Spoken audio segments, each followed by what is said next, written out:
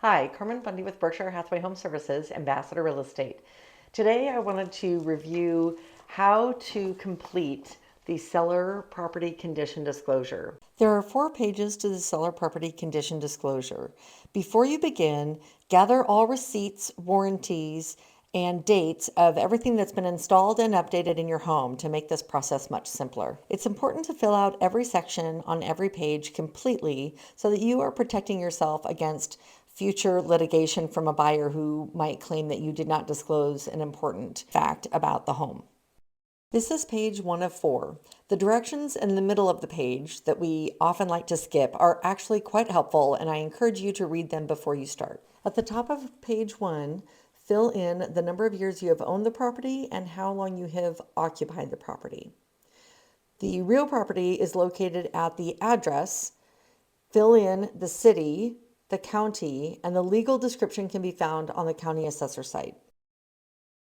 At the bottom of this page is the beginning of part 1 with sections A and B and continues on to page 2 with sections C, D, and E. At the top of these 4 sections are 4 columns indicating whether the system and appliance is working, not working, do not know if working, or none not included. The first 3 columns indicate that the appliance or system is included in the sale of the property. Under Section A, Appliances, number 6, Freezer, is for a freestanding freezer, not the one included in your refrigerator. Number 14, Room Air Conditioner, is individual units in each room. These are commonly window units or mini splits. Under Section B, Electrical Systems, number 3 refers to the number of mechanical units mounted in your garage that opens the garage door. Garage door remotes are the portable units that open the garage door that we commonly keep in our cars or in a drawer. Number 5, garage door keypads are mounted on the exterior of the garage and you use a code in order to open the door. Number 10, smoke detectors, requires you to count the number of smoke detectors throughout your house on every level. Note it is recommended that smoke detectors are replaced every 10 years. The Omaha Fire Department has a program that helps you install new smoke detectors if you need assistance. Continuing on to page 2 are Section C, Heating and Cooling Systems, Section D, Water Systems, and Section E, Sewer Systems. These are fairly self-explanatory, but a general rule of thumb is that if you don't know what it is, you probably don't have it. Please be sure to include the year that any of these systems were installed. For number 4B, backflow prevention system, you can typically find that in your basement near the water meter or the main water shutoff valve. Section E, number 2, is asking what part of the yard the sump pump is discharging to. It is commonly the side or backyards.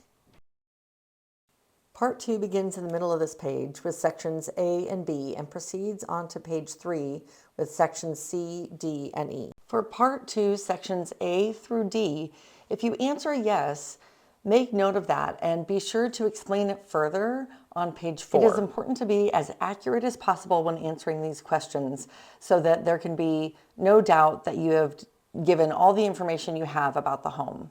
Section B is for both residential and commercial properties and covers the environmental conditions around the property. Page 3 continues Part 2 with sections C through E, title conditions, other conditions, and servicing conditions. For Section C, number 1, if you do have any shared walls, fences, driveways, etc., I would make note of which sides of those are shared down in Section 4. Other conditions include whether your water and sewer are connected to a public system or are private, and whether you have had a main sewer line back up into the house. If the answer is yes to any of these conditions, be sure to clarify further on page 4. Section E is asking you to disclose the last time any of your systems have been serviced or inspected. If you do utilize specialized services for the upkeep of your home, it's helpful to write down those contractors and their phone numbers for the buyers. At the bottom of pages 1 through 3, be sure to fill in the property address and each of the owner's initial in the box next to seller's initials. Page 4 includes Part 3, comments where you clarify anything that you answered yes to in the above sections. Near the bottom is a box to check if you are including an additional page of information with your property disclosure. And then indicate in the blank in the first sentence, what is the total number of pages of your disclosure? Once complete, be sure every owner signs next to seller's signature and dates when this was completed. If you have any questions throughout this process, please don't hesitate to call me. So that's the seller property condition disclosure. If you or someone you know is looking to make a move this year, please call Carmen first.